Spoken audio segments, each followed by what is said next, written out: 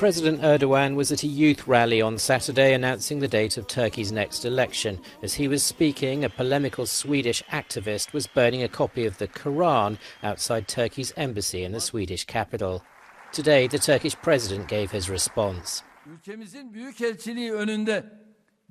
It is clear that those who caused such a disgrace in front of the embassy of our country can no longer expect any benevolence from us regarding their application for NATO membership. We told you from the beginning that you will let terrorist organizations run amok on your streets, in your alleys, everywhere, and then you will expect us to support you in joining NATO. There's no such thing. Do not expect such support from us.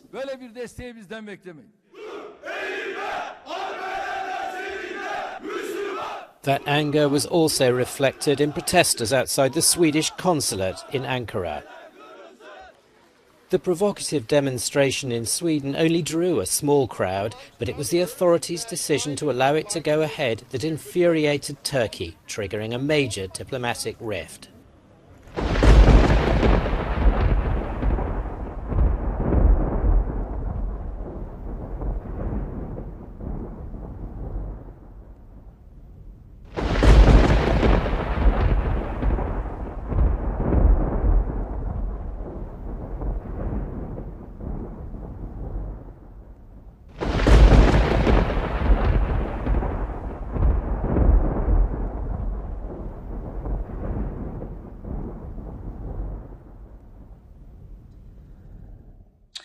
So what we're going to have in the coming days, some interesting planetary and lunar geometry. On the 31st we had some critical geometry involving Mercury, and that will be followed by two lunar peaks that could potentially trigger some serious seismic activity, most likely around the 4th. We also see some critical planetary geometry involving Venus, and that will be later on the 3rd, so we have that lunar geometry pretty much in the middle. Overall, because we have planetary peaks on the 4th and the 5th, my estimate is that we could see some seismic increase from the 4th to the 6th, most likely in the 6th magnitude range, mid-6, high-6 maybe, but because of that planetary and lunar geometry from the 31st to the 3rd of February, with the lunar geometry in between, there is a slight possibility of a serious seismic event around the 4th. Again, I'm not at all sure about it. I'm not saying there's a high probability. It is more like a slight possibility. But that would be something to keep in mind. If we look at the solar system, we see the critical geometry primarily on the 4th and the 5th. On the 4th we have Sun, Venus and Jupiter in a conjunction. And then the next day, less than 24 hours later, we see Mercury, Sun and Uranus in a conjunction, followed by a lunar conjunction with the Sun, which is in other words a full moon. And I mark that here with the green line. And this is all coming together on the 4th and 5th of February. There is a possibility that there will be larger seismic activity following the next lunar peak on 6th February, but we're not there yet. So currently, I guess that we could see a seismic increase from the 4th, and that's really in a couple of days from the 4th to the 6th. And keep in mind, on the 4th, there is a slight possibility of a serious seismic event. And if we look at the atmospheric fluctuations, the latest that we picked up, it isn't all that much activity in the atmosphere currently, but on the 29th we picked up a couple of fluctuations, and we see again a purple band here over Asia from Lake Baikal in the north down to the Indian Ocean. That has been on the radar for several days now. And also to the west, a purple band, and that marks the region from Afghanistan over Pakistan into the western part of the Indian Ocean, and we see India right in the middle. Interestingly, we've already seen magnitude 5.8 right in between in China, and if we count 6 days we would end up around the 4th, and these areas could be a candidate for larger seismic activity if we look at the atmospheric fluctuations. But again, keep in mind these are rough estimates, and not all larger earthquakes leave a footprint in the atmosphere, they do not announce themselves always. Then on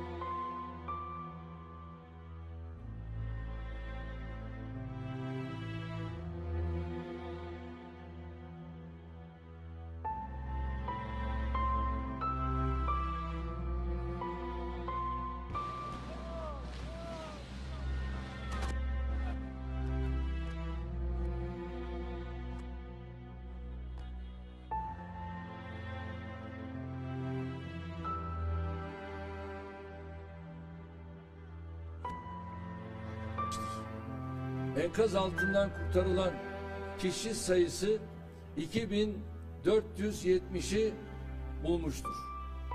Yıkıldığı tespit edilen bina sayısı 2818'dir. Deprem bölgesindeki pek çok binada enkaz kaldırma çalışmaları sürdüğü için ölü ve yaralı rakamının nereye kadar yükseleceğini bilemiyoruz. Temennimiz en az can kaybıyla bu felaketi atlatmış olmamızdır. Uluslararası yardımlar için de ülkemizde temaslar kurulmaya başlanmıştır.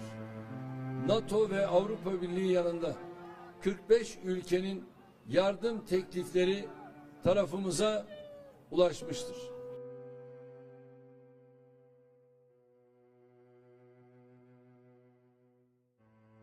Yani ben uyuyordum, eşim beni uyandırdı. Ama çok şiddetli, yani korkunç bir depremdi tabii. Her taraftan ses geliyordu. Bayağı da sürdü, yani ben tahminen 2 dakika kadar sürdü. Şu an enkaz altında kalan kardeşlerimiz var. Hatta binada oturan bir yakın arkadaşım vardı. Çocuklarını üst kattan kurtarmışlar. Kızının kolu sadece kırılmış. Ama altta kalan kardeşlerimizin durumu nedir? Süreç gösterecek, şifa versin.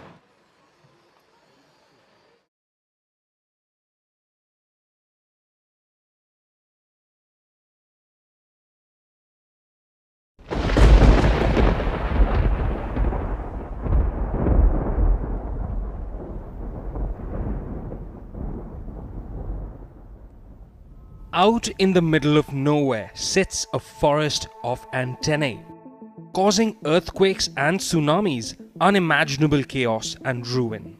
Or so the conspiracy theory goes. In the second edition of Doom Tech, we're looking at the Haarp research facility situated in Alaska, USA. Conspiracy theorists have linked the Haarp project to earthquakes and tsunamis all over the globe. Calamities blamed on Haarp by conspiracy theorists include the Haiti earthquake, which struck on 12th January 2010. The magnitude 7 earthquake killed over 3 lakh people. The Japan earthquake and tsunami of March 2011 have also been linked to Haarp. The magnitude 9 quake killed over 18,000 people. The Chile earthquake and tsunami of February 2010 were also caused by Haarp, according to some accounts. The 8.8 magnitude trembler caused over 500 deaths. A massive landslide in Philippines in 2006 has also been linked to Haarp. It had killed more than 1,000 people.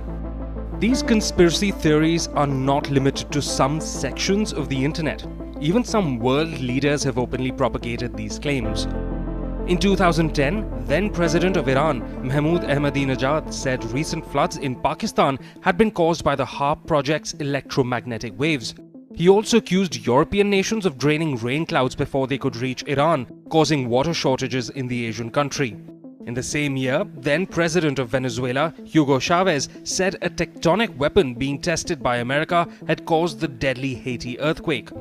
Chavez claimed that it was just a test run before America uses the weapon on Iran.